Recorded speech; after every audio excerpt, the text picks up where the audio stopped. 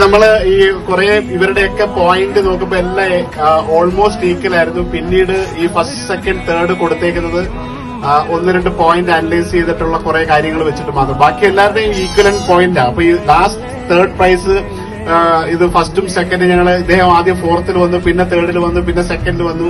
Because ആ ഒരു dish വന്നപ്പോ വളരെ കോൺഫിഡന്റ് ആയിട്ട് ഏറ്റവും ആദ്യം ആ ഒരു ഡിഷിനെ കുറിച്ച് എക്സ്പ്ലെയിൻ ചെയ്ത ഒരു കാരണമാണ് ആ ഒരു എക്സ്ട്രാ റീസൺ.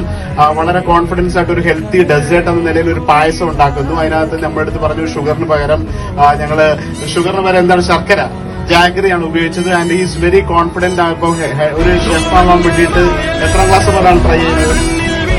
7